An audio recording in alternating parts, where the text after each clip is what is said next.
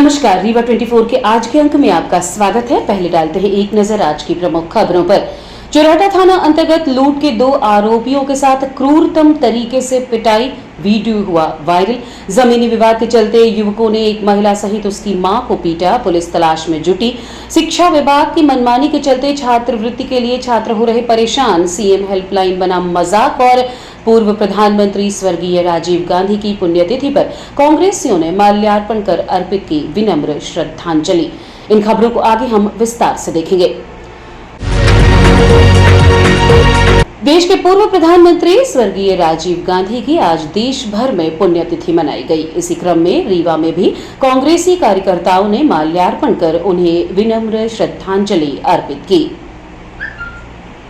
पूर्व प्रधानमंत्री स्वर्गीय राजीव गांधी की पुण्यतिथि के अवसर पर सिरमौर चौक में उनकी प्रतिमा पर माल्यार्पण कर श्रद्धांजलि अर्पित की गई। इस दौरान सिमरिया विधायक क्षेत्र के विधायक अभय मिश्रा ने कहा कि राजीव गांधी युग पुरुष हैं। उनके बनाए गए नक्शे पर भारत आज खड़ा है, जिन्होंने देश में सर्वहारा वर्ग के विकास के लिए बात की है, पंचायती राज का गठन कर सत्ता का विकेंद्रीकरण किया। ऐसे महामानव और कांग्रेस पार्टी के पथ प्रदर्शक राजीव गांधी की पुण्यतिथि के अवसर पर माल्यार्पण अर्पित करता हूं।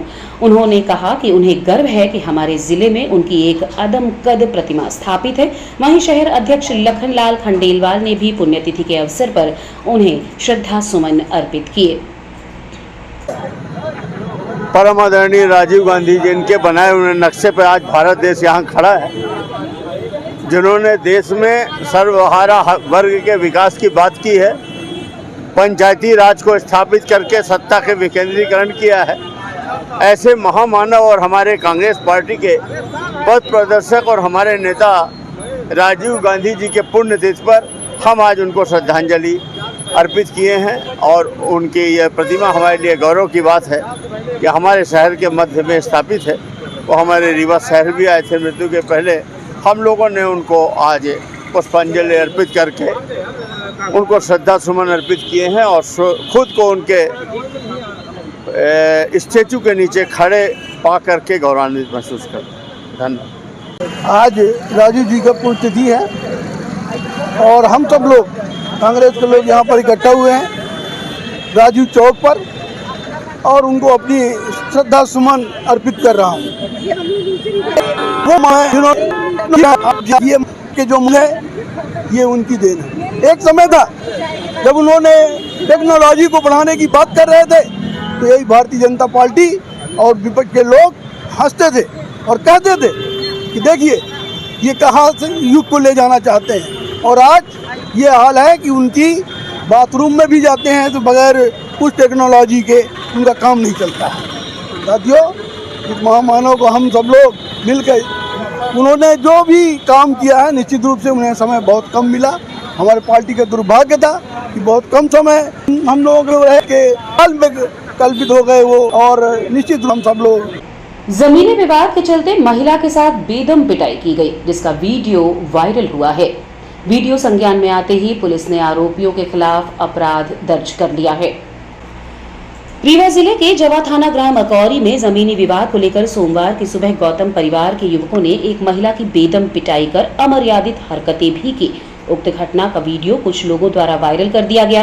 वीडियो में स्पष्ट रूप से दिखाई दे रहा है कि मारपीट कर रहा युवक थोड़ी सी कहासुनी पर मां बहन की गाली देते हुए महिला का हाथ पकड़कर जमीन में पटककर बुरी तरह से पीटता है। उक्त घटना के दौरान युवक के परिवार के अन्य लोग भी मौजूद रहे, जो महिला को बचाने के बजाय जब उसकी बूढ़ी मां दौड़ी तो उसके साथ भी मारपीट की। घटना की रिपोर्ट थाना जवा में पीड़ित महिला द्वारा दर्ज कराई गई है। थाना जवा के ग्राम अकौरी निवासी शैल कुमार पांडे पति अनिरुद्ध पांडे द्वारा उम्र 30 वर्ष की रिपोर्ट पर मारपीट करने वाले रामप्रिय गौतम, अनिल मिश्रा, श्रीचंद गौतम, राजेंद्र गौतम, विवेक गौतम, विनय गौतम आदि के विरुद्ध जमानती अपराध का मामला दर्ज कर मामले को विवेचना में लिया है। उक्त मामले में पीड़िता का कहना है कि पुलिस ने आरोपियों को बचाने के लिए साधारण मामला दर्ज किया है, जबकि आरोपी अमर्यादित हरकत कर लिपट कर मारपीट की घटना को अंजाम दिए हैं। उक्त मारपीट का वीडियो भी वायरल किया। पीड़िता ने पुलिस अधीक्षक से मांग की है कि उक्त मामले की निष्पक्ष जांच कर आरोपियों को कड़ी से कड़ी सजा दिलवाएं। कल एक शिकायत भी आई थी और थाने में उसके बाद फिर हमें एक वीडियो भी मिला है और जिसमें एक महिला के साथ मारपीट की जा रही है, जिसमें महिला की तरफ से हमने 5 लोगों के खिलाफ इसमें FIR किया गया है और FIR के बाद उनकी गिरफ्तारी के प्रयास किए जा रहे हैं। और जहां तक मामला है, अभी तक जो समझ में आ रहा है कि भूमि संबंधी कुछ विवाद चल रहा था 2 परिवारों के बीच में। उसके बाद उस महिला के और उन व्यक्तियों का विवाद हुआ और उसके बाद उनके इस प्रकार से घटनाक्रम हुआ है और उनको आइडेंटिफाई करके चुरहटा थाना अंतर्गत लूट के आरोपियों के साथ क्रूरतम तरीके से पिटाई का वीडियो वायरल हुआ है। मिली जानकारी के अनुसार लगभग 1 सप्ताह पूर्व चुरहटा थाना अंतर्गत ग्रामीणों ने लूट के 2 आरोपियों को पकड़ा था, जिनके साथ बड़ी बेरहमी से मारपीट की गई थी। वीडियो में आप देख सकते हैं कि किस तरह से पांव में बांधकर एक आरोपी को घसीटा जा रहा है।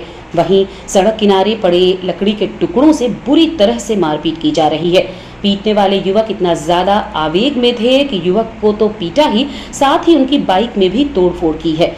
बताया जा रहा है कि दोनों युवक आदतन अपराधी हैं और अक्सर लूट की घटनाओं को अंजाम देते हैं। इन्हीं में से एक मंगलसूत्र भी लूटकर भागा था। दोनों ने अपना अपराध भी कबूल कर लिया था और ग्रामीणों ने पुलिस के हवाले कर दिया था, लेकिन अब उसका वीडियो किसी ने वायरल कर दिया है, जिसको संज्ञान में लेकर पुलिस ने कार्यवाही की है। यही सही है कि चोरी और लूट के अपराध बढ़े हैं और ऐसे मौकों पर भीड़ आवेशित तो हो जाती है, लेकिन इस तरह से क्रूरतम तरीके से पीटना भी एक अपराध ही माना जाएगा।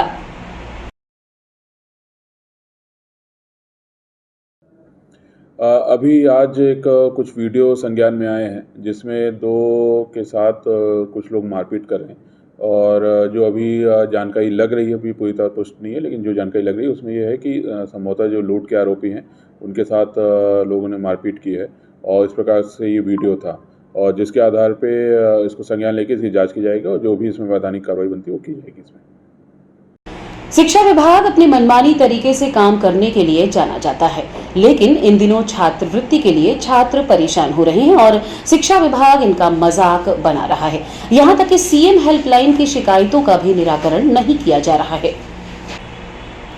ताजा मामला रीवा जिले का है, जहां शासकीय स्कूल मार्तन क्रमांक 1 में अध्ययनरत पूर्व छात्र छात्राओं ने आरोप लगाया कि कक्षा 8वीं में मीन्स कम मेरिट परीक्षा केंद्र सरकार द्वारा प्रतिवर्ष शासकीय स्कूलों में अध्ययन करने वाले छात्र छात्राओं के लिए आयोजित कराई जाती है।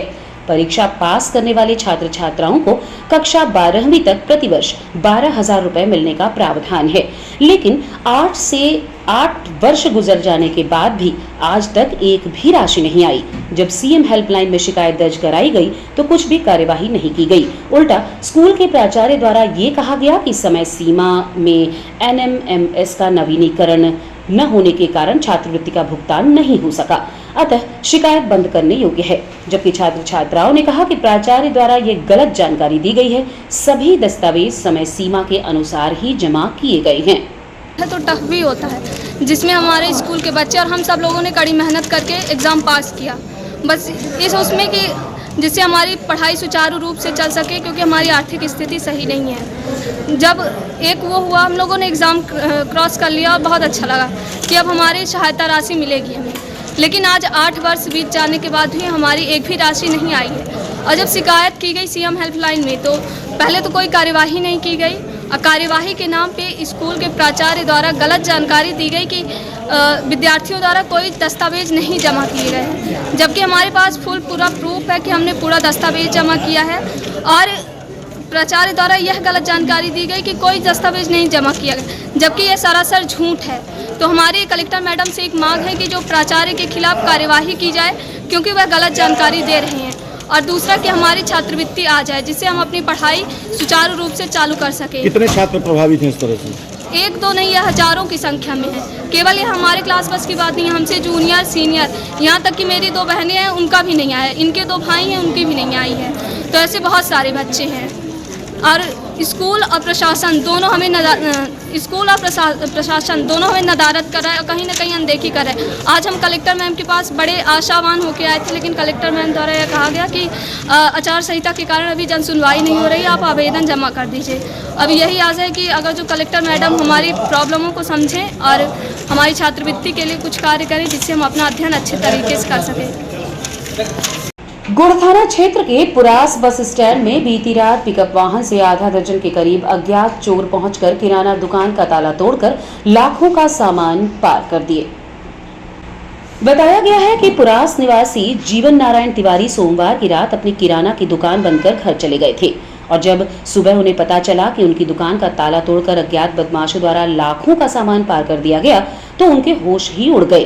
पिकअप वाहन में 3 बजे रात कुछ अज्ञात चोरों द्वारा जब किराना का सामान पिकअप वाहन में लोड कर रहे थे उस दौरान बैंक ऑफ बड़ौदा में लगे हुए कैमरे में गाड़ी और चोर दोनों कैद हो गए, लेकिन उतनी साफ वीडियो फुटेज न आने के कारण पहचान नहीं हो पा रही है। इसी तरह भीटी बस स्टैंड में दिनेश चौरसिया के यहाँ पिकअप वाहन से आए हुए बदमाशों ने ताला तोड़कर दुकान के अंदर रखे हुए जनरेटर एवं अन्य सामान को लेकर रफू चक्कर हो गए थे। लगातार चोरी की घटना बढ़ती जा रही है, लेकिन पुलिस की गश्त होने के बावजूद भी चोर पुलिस को कड़ी चुनौती देते आ रहे हैं। सूत्रों की माने तो शाम होते ही चोरों द्वारा मोटरसाइकिल वाहन लेकर दुकान की निगरानी की जाती है। इसके बाद रात में पिकअप वाहन से चोरी की घटना को अंजाम दिया जाता है। सुबह से शाम तक बस स्टैंड पर नशेड़ियों का जमावाड़ा लगा रहता है और कहीं न कहीं ये नशेड़ी अन्य सूत्रधार के चलते चोरी की घटनाओं को अंजाम दे रहे हैं। जीवनारायण तिवारी पुरास थाना कौन सा है? थाना गुड़ है। क्या हुआ आज रात में? आज रात में हमारे साथ दुकान के ताला टूट गए 3, कितने की चोरी हुई? लगभग 1.5 लाख की चोरी हो गई। कैसे पता चला आपको कि आज? हम सुबह है 4 बजे यहाँ बैठते हुए गौरी साकेत गौरी लोहार वो फोन किया, तब पता चली कि दुकान का ताला टूट गया। क्या ले गए होंगे? अरे लगभग हो गए, सब तो ले गए, निर्मा से तेल जो था सब ले गए। नहीं, चोर कहाँ से आए थे? क्या सीसी कैमरा फुटेज में देखा है कि पिकअप गाड़ी से आए हैं ना। कितने लोग? लगभग 1.5 जन थे। ये बताइए कि पुलिस से शिकायत की आपने? पुलिस ने शिकायत 100 नंबर को कॉल कर दिए थे, रात को शिकायत कर दिए थे। पुलिस 100 नंबर वाले आए, फोटो को लेके चले गए। कब की हुई थी? ये 11 तारीख को रात। कहाँ के निवासी हैं? जाओ दुकान का है कि आपकी? बिल्डिंग दुकान है, कार बन रही है। क्या क्या गया था? हमारे दुकान में रखा बाहर जनरेटर खा ले गए, चैनल खा ले गए और लोहे का सामान खिड़की दरवाजा बना था वो खा ले गए। थाने में शिकायत की आपने? थाने में शिकायत की, उसका हमारे कैमरा लगा दुकान में तो उसमें वीडियो भी उसकी है, जब तक कैमरे में लीड नहीं काटे कार्रवाई नहीं हुई। कार्रवाई कहाँ है? कांग्रेस नेता और पूर्व मंत्री कमलेश्वर पटेल आज रीवा पहुंचे और पत्रकारों से चर्चा करते हुए वर्तमान सरकार को संविधान विरोधी और धर्म पर राजनीति करने वाला बताया। साथ ही अपनी पार्टी की जीत का दावा किया और महंगाई, बेरोजगारी जैसे मुद्दों पर ध्यान देने की बात कही। सरकार भारत देश में बनने जा रही है और जनता का जो रुझान है, जो सब जगह देखने में आया है, महंगाई, बेरोजगारी से लोग तंग आ चुके हैं। भारतीय जनता पार्टी के झूठे झांसे से लोग तंग आ चुके हैं और ये धर्म और जाति के नाम पे जो लड़ाने की कोशिश की गई और बार बार जब चुनाव नज़दीक आता है तो धर्म लेके आते हैं, लोगों ने अच्छे से समझ लिया है। आज महंगाई का दौर है और सबसे बड़ी बात है कि हमारी जो संवैधानिक संस्थाएं हैं वो भी आज खतरे में है। जिस तरह से हमारे दिल्ली के मुख्यमंत्री को गिरफ्तार किया, झारखंड के मुख्यमंत्री को गिरफ्तार किया, जिस तरह से इंडिया अलायंस के लोगों को परेशान करने की कोशिश की गई, उनका कसूर सिर्फ इतना है ना कि देश की जनता की जो समस्या है उसको लेके वो मुखर थे, सरकार को कटघरे में खड़ा कर रहे थे कि करोड़ों लाखों करोड़ रुपए आप बड़े बड़े उद्योगपतियों को तो लुटा दिए पर किसानों का कर्जा माफ़ी नहीं की, बेरोजगारों के ऊपर ध्यान नहीं दिया, हमारी जो संवैधानिक संस्थाएं हैं उसको तहस नहस कर रहे हो, शैक्षणिक संस्थाएं कमज़ोर हुई, स्वास्थ्य सुविधाओं पे जो मुख्य बातें हैं, जो जनता की समस्या है उन पे इन्होंने ध्यान नहीं दिया। इसी बात को तो लेके सभी नेता आंदोलनरत थे, जनता आंदोलनरत थी और देश की जनता ने इनको बहुत अच्छे से समझ लिया है और जहाँ जहाँ भी चुनाव हुए हैं सभी जगह भारतीय जनता पार्टी पिछड़ती हुई नजर आ रही है और इंडिया अलायंस की सरकार देश में बनने जा रही है। यूपी की देखिए, धर्म की जहाँ तक हम बात करें तो धर्म सभी जगह है, हर व्यक्ति अपने अपने भगवान इष्ट देवता को मानता है और वो स्वतंत्र है, ये हमारी संवैधानिक व्यवस्था है। तो दुर्भाग्य है कि भारतीय जनता पार्टी के लोग सिर्फ धर्म की राजनीति करते हैं और धर्म में किसी भी हमारे जो महान पुरुष का जिनका भी हम नाम लेते हैं उनके आचरणों को अनुसरण नहीं करते। ये सबसे बड़ी दुर्भाग्य की बात है। तो देश की जनता इनसे निजात चाहती है, चाहती है कि यूपी में भी एक तरफा हम समझ सकते हैं कि 50% से ज़्यादा सीटें 43 सीटें इंडिया अलायंस को मिलने जा रही है यूपी में। यही हालात हर राज्य में है, हर जगह बढ़त है कांग्रेस पार्टी की, इंडिया अलायंस की, और देश में प्रचंड बहुमत से इंडिया अलायंस की सरकार बनने जा रही है और तानाशाह का साम्राज्य खत्म होने वाला है। तानाशाह का जो शासन है उसका अंत होने वाला है और देश की जनता को निजात मिलने जा रही है, चाहे वो गरीब महिला हो, चाहे हमारा युवा शिक्षित बेरोजगार हो, चाहे किसान वर्ग हो, चाहे छोटे छोटे उद्यमी हो, चाहे बेरोजगार लोग हो, हर वर्ग को, दुकानदारों से लेके अनुसूचित जाति जनजाति पिछड़ा वर्ग के लोगों को जो हमारी 5 न्याय गारंटी है वो बहुत महत्वपूर्ण है और उसको लेके लोगों में काफ़ी रुझान है, काफ़ी उत्साह है सभी वर्गों में। अभी लोग बढ़त ले लिए हैं और अब बढ़त के ही क्रम में रहेंगे। जो भी 6वें और 7वें चरण का भी चुनाव होगा वहाँ भी इंडिया अलायंस को बढ़त मिलेगी और हमारी, जैसा हमने पहले भी कहा, कि फुल मेजॉरिटी में देश में इंडिया अलायंस की सरकार बनने जा रही है। और रुकेंगे एक छोटे से विराम के लिए। आप बने रहिए रीवा 24 न्यूज के साथ। Pentium Point Group of Institutions, a key to success. जी हाँ, Pentium Point Group of Institutions, जहाँ पर आपको मिलते हैं BA LLB 5 year full time program, LLB 3 year full time program Bar Council of India से मान्यता प्राप्त हैं। MBA के 2 year full time program AICTE New Delhi से मान्यता प्राप्त हैं। Pentium Point College of Pharmacy, T pharma 2 year full time program PCI New Delhi द्वारा मान्यता प्राप्त। पेंटियम पॉइंट टेक्निकल कॉलेज में स्नातक व स्नातकोत्तर की सभी पाठ्यक्रम संचालित हैं, जिनमें प्रवेश प्रारंभ है। हमारा कॉलेज कोड है P500।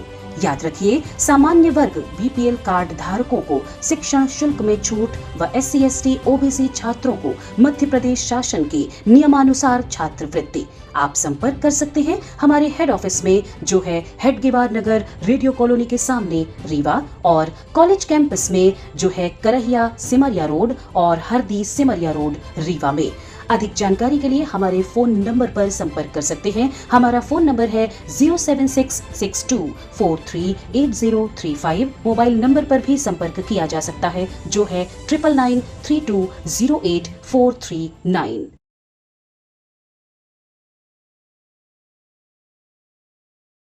मानस मंडल मानस भवन रीवा द्वारा दिव्य राम कथा का आयोजन दिनांक 24 से 30 मई तक किया जाना है। इस संबंध में आज आयोजक मंडल द्वारा एक पत्रकार वार्ता का आयोजन किया गया। मानस मंडल की आध्यात्मिक आयोजनों की श्रृंखला में दिनांक 24 से दिव्य राम कथा का आयोजन किया जाना सुनिश्चित हुआ है। मानस मंडल हमेशा से राम कथा प्रेमियों के लिए वर्ष में 4 कथाएं आयोजित कराकर कथा प्रेमियों के लिए निरंतर सक्रिय रहता है। दिनांक 24 मई 2024 से शुरू हो रही राम कथा में रामचरितमानस के प्रेरक प्रसंग पर कथावाचन होगा। ये आयोजन 30 मई तक किया जाएगा। आयोजन की पूरी रूपरेखा जानने के लिए आपको लिए चलते हैं सीधे पत्रकार वार्ता में। ये अब बाहर से तो ऐसा ऐसे किसी उसको आमंत्रित नहीं किया गया है, न नेता न मंत्री न प्रशासनिक लोगों को। आम जनमानस के लिए है, कथा प्रेमियों के लिए। इस टाइम चुनाव था, शादी ब्याह था, तमाम दुनिया भर की वो था, तो लोग थोड़ा सा वो ये हुआ कि इस बीच में अब राम कथा का आयोजन करके लोगों का मूड थोड़ा सा ठीक किया जाए। चुनाव में भी लगे, शादी ब्याह में, खेती बाड़ी में। अब 15 दिन बाद फिर लोग लग जाएंगे, तो कथा सुन लेंगे, थोड़ा सा उनको शांति मिलेगी, तो आगे काम के लिए सब। महाराज के द्वारा आचार्य भोले शंकर जी महाराज दिल्ली से पधार रहे हैं। क्या इसके पूर्व भी आयोजन? हाँ, पूर्व नियमित यहाँ मानस मंडल में हम लोगों ने साल में 4 राम कथा, एक श्रीमद् भागवत कथा, हर महीने सुंदरकांड का पाठ, गीता जयंती, हनुमान जयंती, तुलसी जयंती, अन्य जो महापुरुष हैं उनकी जयंतियाँ मानस मंडल नियमित रूप से मनाता। अभी विवेकानंद जयंती थी, अभी परशुराम भगवान की जयंती थी, तुलसी जयंती थी, अभी मानस मंडल और चित्रांश परिवार और भगवान चित्रांश भगवान का प्रकटोत्सव मनाया गया। निरंतर यहाँ ये गतिविधियाँ संचालित रहती हैं। ये आयोजन मानस मंडल जी, मानस मंडल और आम जनमानस के सहयोग से आयोजक मानस मंडल है, सहयोगी आप सभी लोग हैं, कथा प्रेमी। ये कब से कब तक टाइम क्या है? ये 24 तारीख से 30 तारीख तक कथा चलेगी, 7 दिन। 31 तारीख को फिर हवन, पूजन, भंडारा प्रसाद का कार्यक्रम। कथा का टाइम है वैसे 4 बजे से 5 बजे तक भजन और 5 बजे से 7:30 बजे तक कथा, आधा घंटा आरती और फिर नित्य भोग प्रसाद, ये समय है। और शुरू के दिन सामूहिक रूप से सुंदरकांड का पाठ होगा संगीत के साथ, और फिर उसके बाद कथा का शुभारंभ होगा। तो मेरा निवेदन है सभी से, जो कथा प्रेमी लोग हैं वो आए। इस समय कोई काम भी नहीं है तो इसी का लाभ लें। आम जनमानस के लिए हम सब लोग इतनी मेहनत करते हैं, इतना। सोशल मीडिया पर दोस्ती कर महिला से ब्लैकमेलिंग करने का मामला प्रकाश में आया है। सोशल मीडिया के माध्यम से अक्सर लोग पहले दोस्ती करते हैं और फिर बाद में पछताते हैं। ऐसा ही एक मामला समान थाना क्षेत्र के अंतर्गत आया है, जहां एक महिला को गुजरात में रहने वाले युवक ने अपने प्रेम जाल में फंसा लिया और बाद में उसे ब्लैकमेल करने लगा। महिला ने बताया कि उसकी शादी सन 2013 में हुई थी। बाद में उसके पति ने किसी और से शादी कर ली। उसके बाद उसने सोशल मीडिया पर अपनी प्रोफाइल डाली और उसकी मुलाकात देवसी सुंदरिया से हुई, जो कि गुजरात में सरकारी शिक्षक के पद पर पदस्थ है। शुरू में बातचीत में वो ठीक लगा, लेकिन जब उससे मुलाकात हुई तो उसने नशीला पदार्थ खिलाकर बेहोश कर दिया और उसका अश्लील वीडियो बना लिया। इसके बाद उसे ब्लैकमेल करने लगा, यहाँ तक कि उसके साथ मारपीट भी की और उसकी गाड़ियों में आग लगा दी, जिसकी शिकायत महिला थाने में दर्ज की गई थी। उसने कहा कि उसकी जान को खतरा है, इसलिए आज वो एसपी ऑफिस न्याय की आस में आई है। इस संबंध में हमने पीड़ित महिला और रीवा एसपी विवेक सिंह से चर्चा की। मैं रीवा की रहने वाली हूँ। मेरी शादी 2013 में हुई थी, लेकिन मेरे हस्बैंड ने शायद दूसरी शादी, मुझे पता चला कि दूसरी शादी कर ली। तो घर वालों के कहने के अनुसार मैंने डाइवोर्सी मैट्रिमोनी में आईडी बनाई। वहीं पे मेरी मुलाकात तो देवसी सुंदरवा, जो कि पेशे से शिक्षक है, गुजरात का रहने वाला, उससे हुई। तो हाँ, गवर्नमेंट शिक्षक है। तो 10-15 दिन मुश्किल से बात हुई होगी और पहले तो बहुत अच्छे से सभ्यता से बात कर रहा था मुझसे, तो मुझे थोड़ा सा उसका नेचर ठीक ठाक लगा। फिर उसने नॉर्मल मिलने की जिद की और इसी बीच मेरे पापा की तबीयत बहुत ज़्यादा ख़राब हो गई थी। तो मेरा भाई और मेरी मम्मी उनको लेके दुर्ग में इलाज के लिए छत्तीसगढ़ चले गए। यहाँ पे बस मैं और मेरी बेटी थी। तो वो मुझे लगातार गुजरात बुला रहा था मिलने के लिए। मैंने जब मना किया कि मैं नहीं आ पाऊँगी, तो वो खुद मतलब रीवा बोला कि मैं ही आ जाता हूँ। फिर वो रीवा आया। पहले तो नॉर्मल बोला कि मैं सिर्फ मिलने आ रहा हूँ। रीवा आया, फिर यहाँ पे उसने बताया कि मेरे कुछ फ्रेंड हैं, मैं उनके यहाँ रुकूंगा और बस मिल के मैं चला जाऊँगा। लेकिन वो यहाँ पे आया और उसके बाद मेरे घर आया, मेरे साथ ही आया। फिर उसके बाद बोला कि आज रात में रुक जाने दो, मैं कल सुबह चला जाऊँगा, क्योंकि मेरे कोई ऐसे फ्रेंड नहीं है। मैंने ऐसे ही बोला था।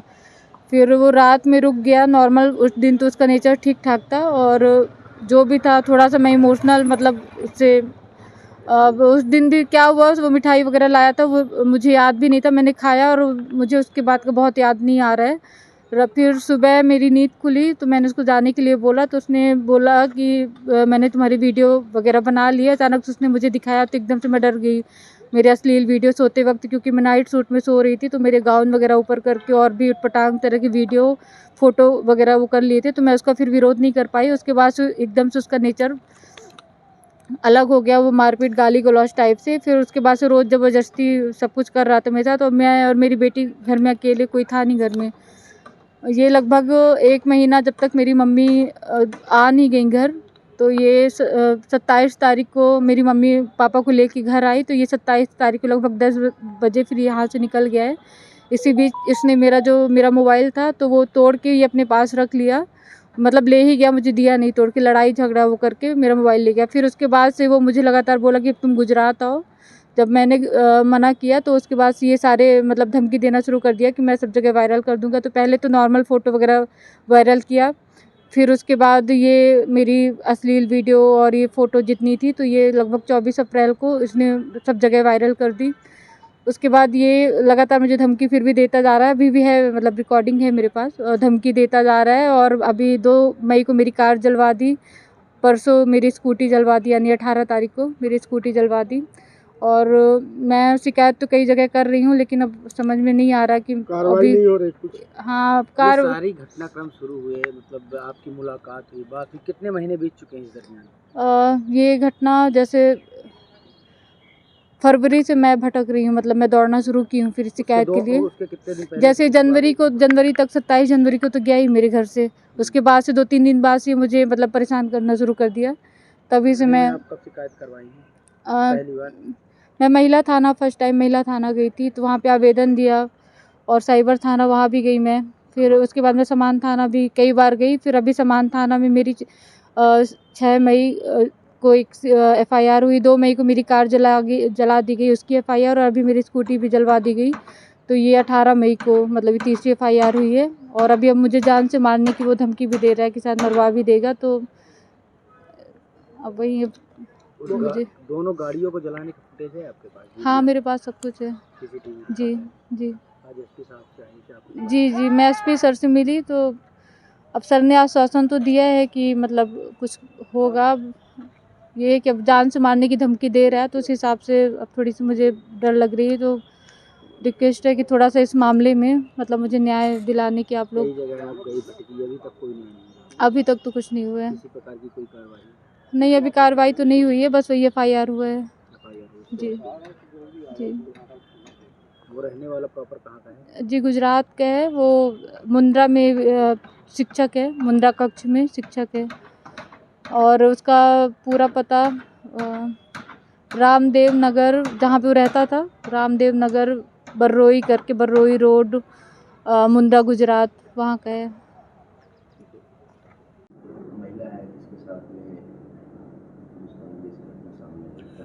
एक थाना समान क्षेत्र में एक महिला निवासरत है, और जिनके साथ एक व्यक्ति के द्वारा दुष्कर्म करने की उन्होंने रिपोर्ट किया है, और जिसके बारे में आरोपी के बारे में बताया कि उसके सोशल मीडिया और अन्य प्लेटफॉर्म से, ऑनलाइन प्लेटफॉर्म से उनके बीच में बातचीत हुई थी, और फिर उसने बातचीत का फ़ायदा उठा के मिला, और उसके बाद फिर उसके साथ दुष्कर्म किया था।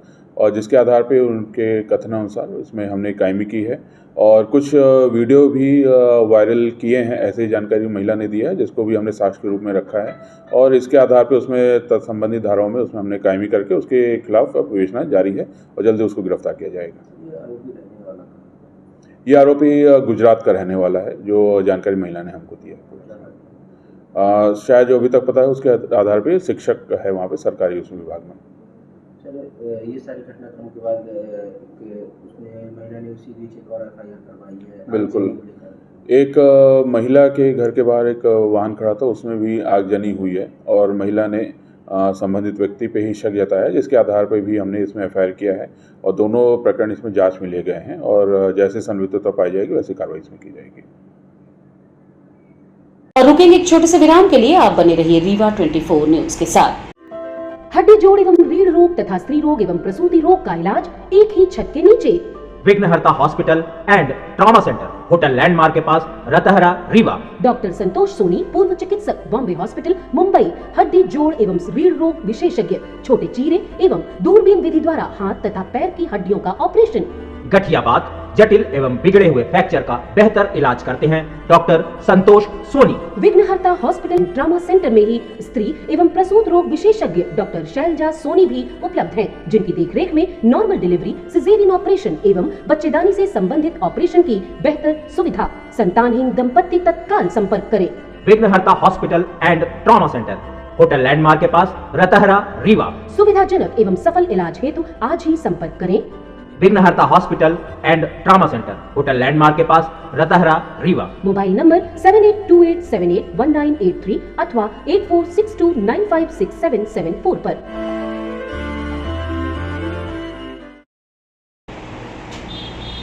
इको पार्क योजना अंतर्गत भवन अधिग्रहण के बाद नाम दर्ज नहीं होने के चलते बेवा फरियादी अब सरकारी कार्यालय के चक्कर लगा रही है।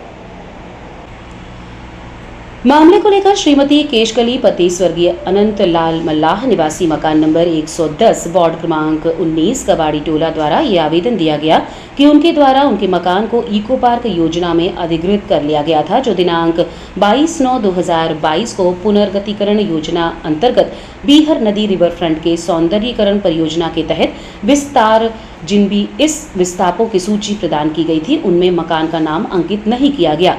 वहीं मकान आवेदक का नाम दर्ज न होने के कारण प्रधानमंत्री आवास योजना का लाभ भी उन्हें नहीं मिल रहा। केशकली के बेटे सुशील ने बताया कि उनके पिता की मृत्यु हो चुकी है। मकान में वो और उनकी मां रहते हैं। उसे समय से वो परीक्षा देने रीवा से बाहर चला गया था। लौट कर आने पर पता चला कि कार्यालय के आदेश से हमें विस्थापित किया जा चुका है, किंतु हमें किसी प्रकार से मुआवजा नहीं दिया गया और न ही प्रधानमंत्री आवास योजना ही दी गई और विस्थापितों की सूची से नाम हटा दिया गया। इसलिए वो चाहते हैं कि उन्हें मुआवजा प्रदान किया जाए। हमारा ये बिगड़ नदी निर्माण में मकान टूटा है, मुआवजा मुझे मिलना चाहिए, तो भरत विश्वकर्मा को मिल गया है। नगर निगम द्वारा हमने पता किया है। ये भरत विश्वकर्मा कौन है? ये हमारे पड़ोसी हैं, उन्होंने अपने नाम करवा लिया फर्जी तरीके से। ये जमीन किसके नाम? जमीन सरकारी थी और घर हमारे पिताजी लिए थे 2012 में। टैक्स वैसे हम लोग सब भरते भी है, टैक्स की रसीद हमारे पास है। खतरे में किसके नाम चढ़ी है? हमारे पिताजी के नाम से थी। क्या नाम है आपके पिताजी? अनंतलाल मल्ला। आज की खबरों में बस इतना ही। नई खबरों के साथ कल होंगे पुनः उपस्थित। अब दीजिए इजाजत। नमस्कार।